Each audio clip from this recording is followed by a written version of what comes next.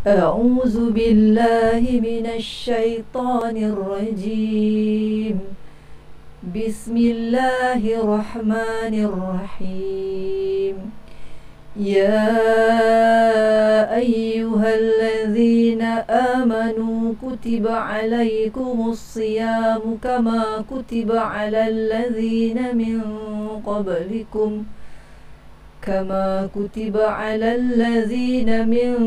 قبلكم لعلكم تتقون.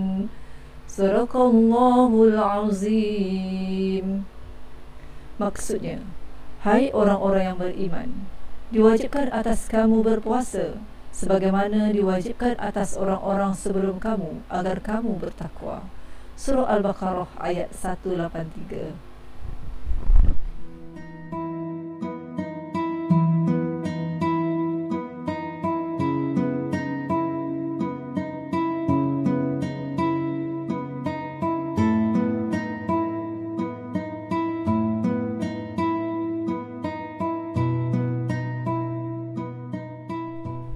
Assalamualaikum warahmatullahi ta'ala wabarakatuh. Ahlan bikum fi qanat Dunia Devi. Selamat datang ke channel Dunia Devi. Okey, bersesuaian dengan ayat Al-Quran surah Al-Baqarah ayat 183 yang Cik Devi bacakan tadi, kita dah nak sampai pun ke bulan Ramadan, bulan mulia yang kita nantikan setiap tahun, iaitu tak sampai lebih kurang seminggu saja lagi, iaitu pada 13 Ramadan insya-Allah.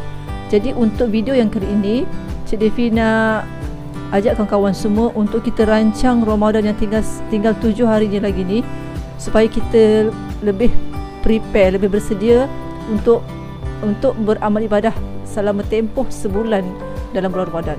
Okay, so ini tips-tips ni Cik Devi dapat daripada Ustazah Asma Harun. Cik Devi memang suka menonton video Ustazah lah, dan Cik Devi kutipkan, akan sebutkan di sini sebagai satu sama-sama untuk kita ingat mengingati lah.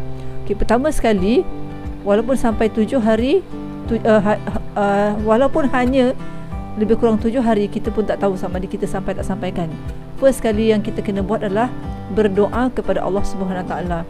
Berdoa kepada Allah Subhanahu Wa Taala supaya Allah sampaikan kita di bulan Ramadan. Di samping itu juga, kita perlulah berdoa kepada Allah SWT supaya Allah SWT terima puasa kita. Kita mestilah berpuasa di bulan Ramadan kerana Allah Ta'ala. Memang semata-mata mengharapkan redha Allah SWT. Sebab apa? Puasa ini, dia punya ganjaran pahala adalah daripada Allah SWT. Okey, kedua, perbanyakkan taubat kepada Allah SWT.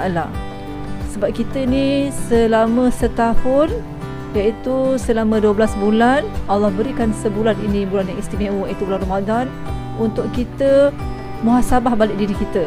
Kita pun kadang-kadang kita buat dosa-dosa kecil, kita tak perasan, kecil atau besar kita tak perasan. Jadi perbanyakkan taubat kepada Allah SWT, dan juga perbanyakkan mohon maaf kepada orang di sekeliling kita.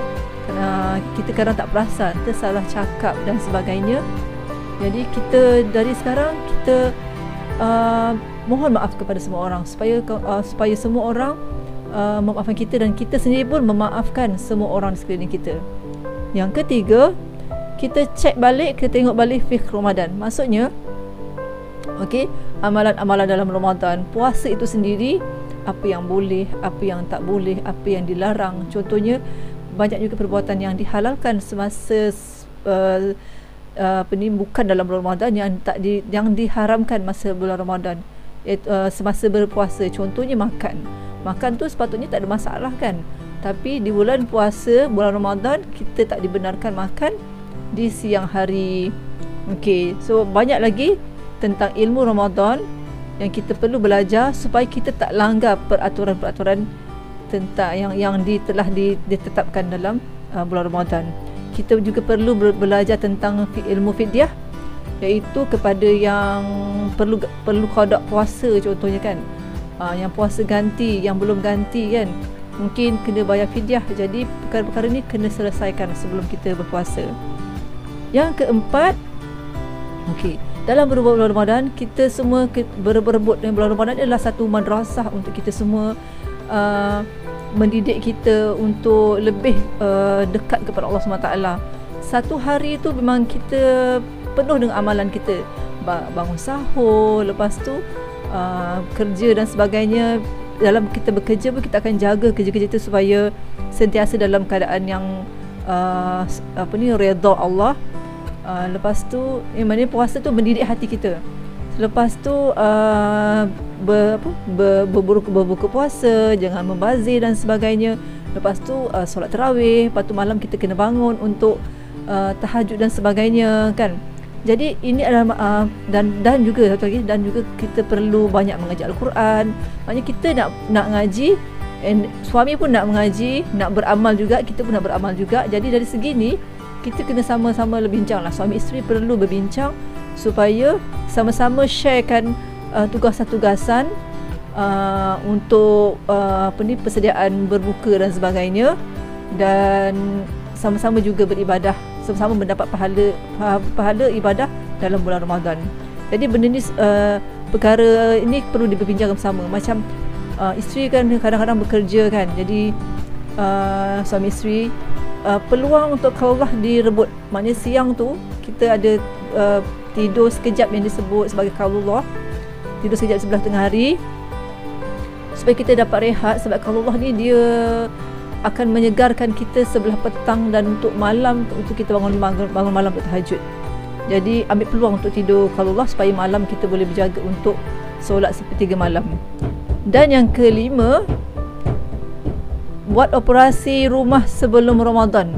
Maknanya supaya kita tak terganggu nak raya, nak kemas rumah dan sebagainya. Jadi sebelum bulan Ramadan kita kemas rumah dulu.